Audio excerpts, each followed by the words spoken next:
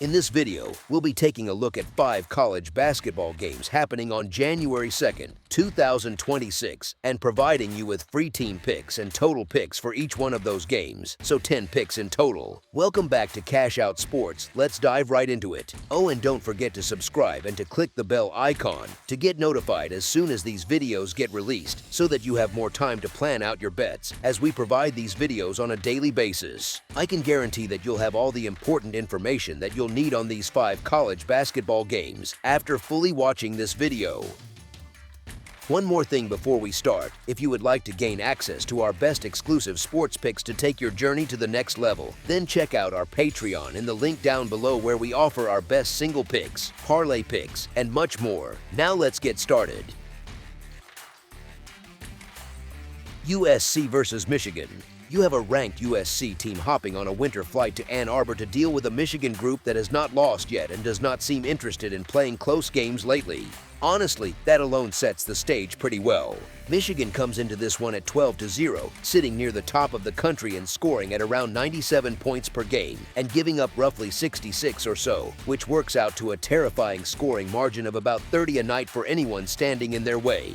They are not just winning, they are stacking blowouts, including 6 victories by 40 points or more already this season, which is a new Big Ten record and kind of a wild sentence to say out loud for a league that usually loves rock fights. Think about that for a second. 6 separate nights where the student section basically got to relax and enjoy a comedy show midway through the second half. If you watched that 112-71 win over McNeese, you saw the template in action. Jump on teams early, stretch the lead, then keep pushing while the bench guys play like they are trying to win a job interview. They reached 100 points with time to spare and never really changed their personality, which tells you a lot about how this team treats garbage time. It is not garbage to the guys coming in. It is a live audition. On the other side, USC is not some pushover. They are sitting at 12-1, ranked, and they play a style that is actually pretty fun if you are neutral. Fast tempo, aggressive offense, and a defense that, let us be polite, gives you plenty of chances to score, with opponents putting up around 75 points a game on them and that landing the Trojans in the lower half of the national defensive rankings. They are also one of the faster teams in the country by possessions per game, sitting in the low 20s nationally at about 77 trips a night, so you are not getting a slow, methodical road underdog here. Here is the thing, though: this USC roster has basically been rebuilt from scratch, with 10 transfers and only 3 returners, and that kind of construction always comes with a bit of beautiful chaos early in the season. The upside is clear. They have talent everywhere, but you do still see little stretches where a possession or two looks like a group text that did not quite send on time. Now put that into a loud Big Ten building against an opponent that already knows exactly what it wants to be, and the margin for weird stretch of turnovers gets very small, very fast. The injuries only tilt the pressure further onto USC's guards. Rodney Rice, Amarian Dickerson, and Elijah Arenas are all officially listed as out, with Rice done for the season after shoulder surgery, Dickerson expected to miss months with a hip issue, and Arenas sidelined long-term with a knee problem. Michigan has its own injury notes, but they are mostly deeper rotation pieces like Harrison Hochberg and Charlie May, both sidelined for extended stretches, and the core of the Wolverines' main rotation is intact for this matchup. So while both teams have guys in street clothes, USC is feeling it right where it hurts most in this particular matchup: on the perimeter, where you need fresh legs to survive the constant waves of ball screens and attacks coming from a team that loves to push every defensive rebound right back down your throat. Now zoom out to the number the market is hanging. Books have Michigan sitting as a massive favorite, roughly 22 points, which is the kind of spread that makes you instinctively want to grab the underdog and talk yourself into a "they will keep it respectable" story. To cover that sort of number, the favorite has to check almost every box: early focus so they do not fall behind, enough sustained energy to keep stretching the lead, and a bench that maintains the standard instead of just trading baskets for 10 minutes. If this were a methodical, low-possession team, you might hesitate, because every empty trip matters more. With a high-octane home favorite that already has a habit of turning games into track meets and showing no real interest in letting up, even when the score looks like a video game on rookie difficulty, this particular big number starts to feel more like a reflection of how both teams play rather than a pure respect or disrespect call from oddsmakers. As our first pick for this matchup, the Michigan Wolverines to cover the spread as favorites is our full game side pick. A projected total around 169 in college hoops looks like something you would see in a loose summer league game, not a mid-season Big Ten matchup, but there is actually some logic behind it. Michigan sits near the very top of the nation in scoring, around 96 to 97 points per game depending on the site you pull, and they get there with real efficiency and speed, not by living in overtime or stacking outlier nights. They share the ball at an elite level, rack up assists, and treat defensive rebounds like a starter pistol. You can almost feel everyone sprinting into lanes before the outlet pass even leaves the big man's hands. USC is pretty much the perfect partner if you are expecting fireworks rather than a slow, half-court grind. They average right around 89 points a game and give up about 75, which is basically a giant neon sign saying lots of possessions, lots of shots, and you might want to keep an eye on the scoreboard operator. Mix that with their pace profile, sitting around 77 possessions per game and firmly in the top 25 nationally in that category, and you get a team that is not built to walk the ball up and bleed clock, especially when they are chasing from behind. Let me explain why that matters so much for a number this high. If USC manages to hang around, you are looking at both sides trading quick shots, early clock threes, and a lot of long rebounds that feed runouts in both directions, which is exactly the kind of rhythm that keeps a total elevated.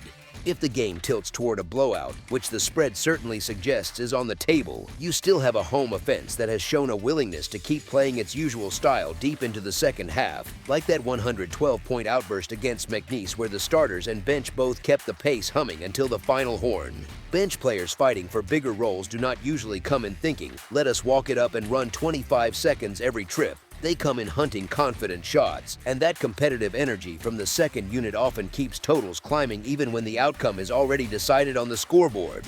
Of course, there are ways this script can wobble. Maybe the game starts a little tight, shots rim out, coaches trade a few slower, set heavy possessions to settle their guys, or foul trouble changes who is actually on the floor at key moments. That is always the risk baked into a number this high. You need both tempo and at least decent shooting for 40 minutes, not just a short stretch of chaos. But when you combine how fast these two teams usually play, the offensive firepower they have shown so far, and the way recent Michigan games have turned into full-court sprints instead of grinded-out clinics, it is hard not to see a path where the scoreboard gets a real workout for all 40 minutes. As our second pick for this matchup, over the projected total is our full game total pick.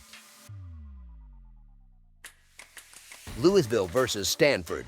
Louisville strolls into Maples Pavilion as the ranked big name, but what really matters here is how they are playing right now, not the logo on the chest. They are sitting at an 11-2-0 overall mark and a 1-0-0 start in Atlantic Coast Conference play after that 20-point statement win at California, and they did it on the road while short-handed, which quietly matters a lot when you are trying to judge how real a team is outside its own building.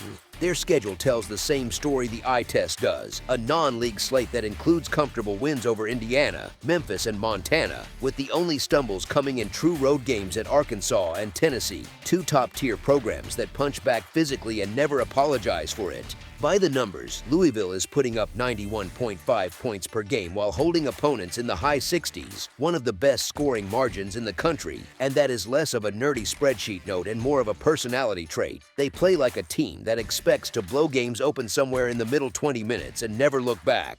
Stanford, on the other side, is not some cupcake thrown in as a warm-up. They are 11-3-0 overall, 0-1-0 in the Atlantic Coast Conference, and a solid 7-3-0 at home, which means Maples is loud and proud but not exactly a no-fly zone for visiting teams. Their scoring profile sits in that comfortable zone where they can get into the low 80s on a normal night, and they typically give up somewhere around the low 70s, so they are good enough to trade punches, just not as explosive as Louisville across 40 minutes. You see it in their recent run. They have an 88-80 kind of win over Cal State Northridge, a grind of a 77-68 game against Colorado, and then that 47-40 rock fight loss to Notre Dame that felt more like an old-school Big East noon tip than a modern Atlantic Coast Conference matchup.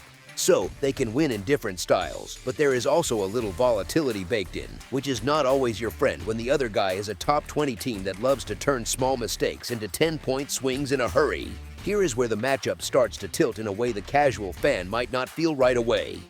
Louisville does not just score, they stretch you out with pace and depth. And once you fall behind them, it is like trying to chase a high-speed train while you are still putting your shoes on. You might keep it close for a while, but one bad stretch and suddenly you are staring at a double-digit hole. Stanford, for all its positives, has a resume that is still built mostly on lower quadrant wins. One quad 1 victory, one in quad 2, and then a big chunk of business taken care of against the softer parts of the schedule, which is exactly what a good team should do. But it is not the same as being battle-tested against ranked opponents every week. When you stack that against Louisville's body of work, which already includes multiple wins over brand-name opponents and those 2 true road losses to Arkansas and Tennessee that taught them some hard lessons about handling hostile gyms, you start to see why the market is willing to hang a pretty aggressive number on the road team here. The spread sitting around Louisville -8.5 is basically the book saying, we think there is a real tier gap here, even in Stanford's building, and the computers more or less nod along, with one major model giving Louisville close to 89%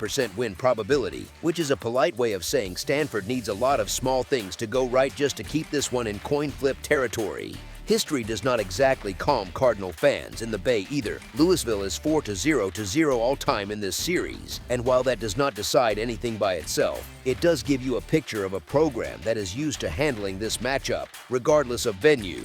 Add in the subtle context that Louisville is coming off a confident, loose 20-point win at Cal on this same West Coast swing, while Stanford is licking its wounds after that ugly offensive showing against Notre Dame, and it feels like one team is walking in with the accelerator already pressed, and the other is still trying to convince itself that the last game was just one of those nights. As our first pick for this matchup, the Louisville Cardinals to cover the spread as favorites is our full game side pick. The total number up in the books is hovering around 157.5 points, which is the odds maker's way of asking a simple but fun question. Do we get a full track meet, or just a regular high-scoring college game that looks wild only if you grew up on 48-42 slugfests?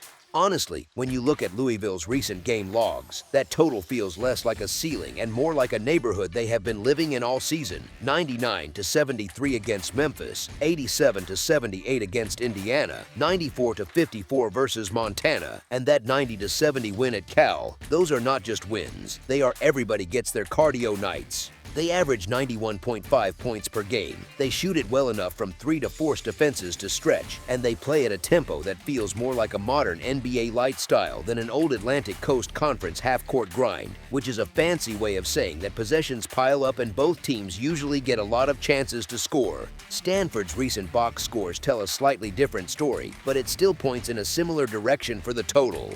They can absolutely get into the 80s, as we saw in that 88-80 win over Cal State Northridge, and the 77-68 win over Colorado had plenty of scoring juice as well, even if it looked calmer by comparison. Then you have that 47-40 grind with Notre Dame that drags the averages down and makes stat pages look more defensive than the overall season really feels. Their season numbers say they score in the low 80s on average and give up roughly 70 points, which is classic high possession, modern spacing stuff, not some slow, walk-it-up outfit that is trying to win every game 58-56. They also live at the free throw line, ranking near the top of the Atlantic Coast Conference in attempts per game, and that is quietly huge for a total because nothing inflates a closing number like a parade of foul shots while the clock is stopped, especially if the whistle tightens late. Here is the thing, when you put a very fast, very confident offense like Louisville's on the floor with a Stanford group that is comfortable playing in the 70s and 80s and that loves to attack the paint and draw contact, you get a game script that has a lot of different paths to a high total. Maybe Louisville races out in the first half and forces Stanford to chase from behind, which usually means more threes, quicker possessions, and coaches quietly abandoning the idea of long, patient sets. Maybe it is tighter for longer, and both teams lean into their strengths. Louisville bombing from deep and running in transition, Stanford answering with drives, post touches, and free throws. And suddenly you look up midway through the second half and the combined score is already flirting with 130. Even the ugly scenario, where one side struggles for a stretch, can still be friendly to an over if the trailing team extends the game with fouls in the last 2 or 3 minutes, which is common in college hoops when the spread sits in this mid-single to low double-digit range and and coaches believe there is still a sliver of hope. So while nothing in totals betting is ever guaranteed, and everyone who has sweated a college under in the final minute knows how fragile these numbers can feel, the current offensive profiles, recent scoring history, and stylistic matchup here all lean toward a game where the scoreboard operator is busy, the possessions stack up, and both offenses get enough rhythm to push the combined number into that high-scoring zone. The line is hinting it already. As our second pick for this matchup, over the projected total is our full game total pick. Michigan State versus Nebraska. This matchup in Lincoln feels like one of those winter nights where the whole building hums before tip-off, and you can almost hear the tension through the television. You have Nebraska coming in at 13-0, sitting inside the national top 15, and doing it with a style that feels very 2026. 5 guys spaced, everyone a threat, the floor stretched like taffy so the defense has to pick which league to plug.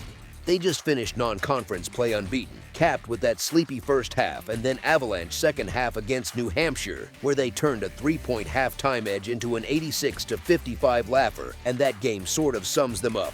Even when the shots are not perfect early, the spacing and confidence eventually crack things open.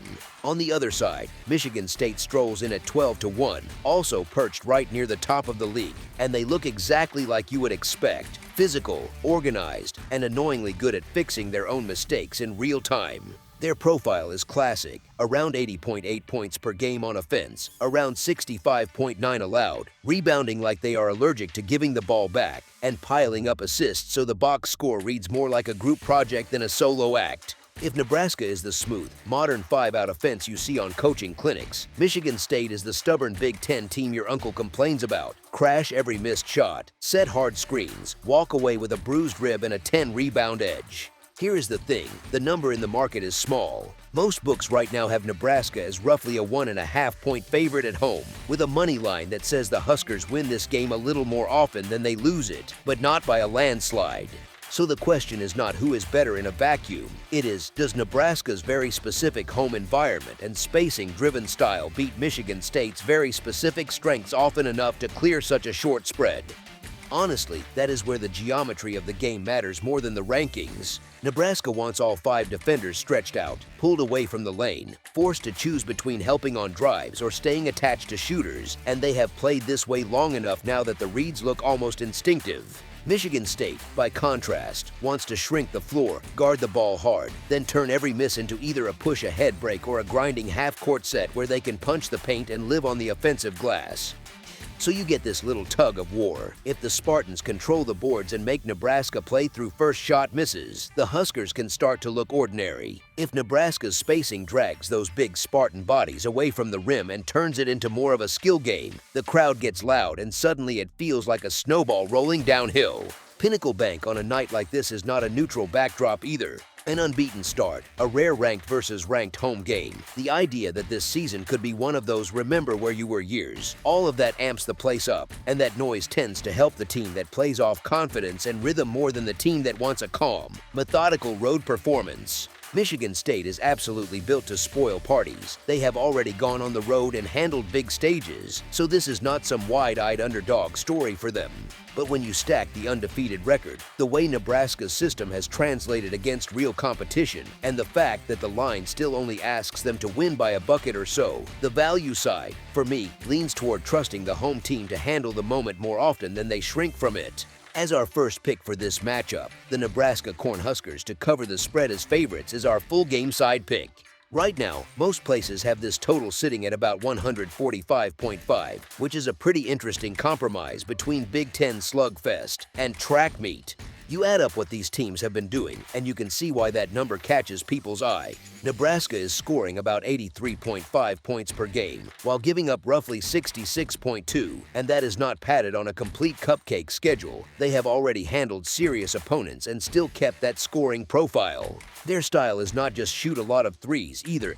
It is 5-out spacing, drives that collapse help, kickouts, and then all the little secondary actions, back cuts, slips, and short rolls that happen when a defense has been chased side to side for 20 seconds. Even in that New Hampshire game, where the outside shooting started cold, they still ended up in the mid-80s once the second half opened up, which shows how strongly their overall structure pulls games toward points when things start to click. Michigan State lives on the other half of that equation, and the funny thing is that their numbers quietly look more high-scoring than their gritty defensive team reputation might suggest. They are putting up about 80.8 points per night and allowing about 65.9, and they are doing that with a style that loves clean defensive possessions followed by quick decisions, advanced passes, and early offense. That 114-97 win over Cornell was not just an outlier circus box score, it was a pretty good window into what happens when their defense and rebounding plug directly into their transition and early clock game. The scoreboard starts to race, and they are comfortable living in that kind of rhythm. Now, the case for a lower scoring game is not imaginary. Big Ten games sometimes get swallowed by physicality, the whistle tightens or disappears, and both coaches shorten the rotation so every possession feels like pulling teeth.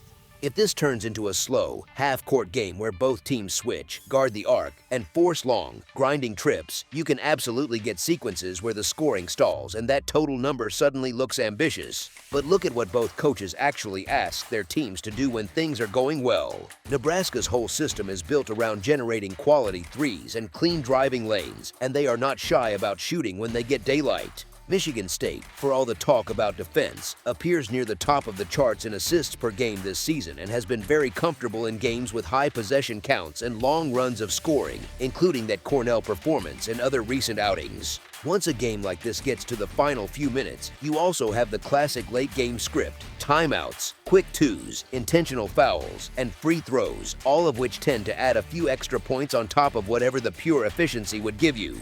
So you have two efficient offenses, both above 80 points a night, two defenses that are very good but not designed to sit in a shell for 40 minutes, and a total that asks them, combined, to land noticeably below their usual combined scoring. That is not a guarantee, nothing in betting is, but if you are comfortable trusting the current season numbers and the way these two styles tend to interact with the scoreboard, it nudges this matchup toward a game that plays a little faster and a little higher scoring than a typical January grinder. As our second pick for this matchup, over the projected total is our full game total pick. West Virginia versus Iowa State. This Big 12 opener in Ames has that classic sure, it looks easy on paper feeling, which is usually your cue to look a little closer before you trust the shiny undefeated home favorite. Iowa State walks in with a perfect 13-0 record, double-digit wins almost every night, and an offense that has been hanging around 90 points a game while still defending like a top-tier unit. So of course the market has shoved this spread way out into blowout territory around the mid-teens. You add Hilton Coliseum into the mix, where the crowd noise feels like it is being piped directly into the visiting huddle, and it is very easy for casual bettors to think this is just another 40-point laugher, no need to overthink it. West Virginia, though, is not walking in like a typical sacrificial non-conference visitor. They are arriving as a team that has already reinvented itself on the fly and somehow turned into one of the stingiest defenses in the country. They are 9-4, they are holding opponents right around 60 points a night, and they have leaned into a very old-school identity, long half-court possessions, bodies on the glass, and a style that makes every drive feel like you are trying to dribble through airport security. That kind of grind is annoying for anyone, but it is especially annoying for a favorite that wants to run, flex, and get the home crowd into a dunk contest by the first media timeout. Here is the thing, the bigger a spread gets, the more little human factors start to matter. You are not just asking Iowa State to win, you are asking them to win big against a conference opponent that already knows their sets, their counters, and the way Hilton erupts when they go on one of those 10-0 bursts. West Virginia has had time off through the holidays. The staff has talked about finally getting real practice time with this new group, and a focused underdog that has been hearing about how it is going to get rolled for a full week is usually a lot more dangerous than its record says. If you zoom out and think like a bookmaker, this number is not just about power ratings, it is also about how people feel. Iowa State has a sparkling record, highlight-friendly blowouts, and a national ranking, and that pulls public money toward the favorite like a magnet. West Virginia, meanwhile, has most of its damage done quietly at home, wins over teams that do not move the needle nationally, and a defensive profile that is not very exciting to talk about on television. But the spread does not care about vibes, it only cares about the final margin. Both teams are just a tick above break even against the spread, each sitting at 7-6, which tells you the market has not been deeply confused by either one so far, and that a number this inflated is more about perception than some hidden edge the books have discovered. Honestly, if you have ever sweated a giant Big 12 spread, you know how wild the final 5 minutes can get. The favorite empties the bench a little early, the underdog keeps running real offense, maybe throws in a random late press, and suddenly that comfortable 24-point lead is a 14-point win. Great night for the home crowd, heartbreaking for anyone who laid the big number. When you plug in a West Virginia team that is comfortable playing games in the 60s, that is used to being the more physical side, and that has history on its side with multiple recent covers and outright wins in this series, the idea that they can at least hang inside a mountain of points stops sounding brave and starts sounding pretty reasonable. As our first pick for this matchup, the West Virginia Mountaineers to cover the spread as underdogs is our full game side pick.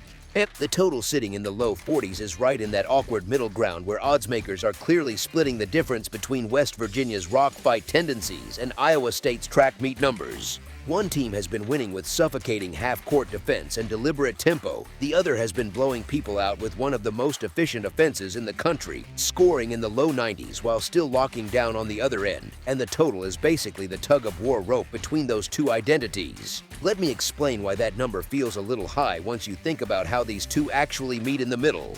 Big 12 openers have a different kind of energy, high focus, more scouting, and a lot fewer mystery matchups than you get in December because these staffs know each other, the players have seen each other on film for years, and everybody is trying to plant a flag for conference play.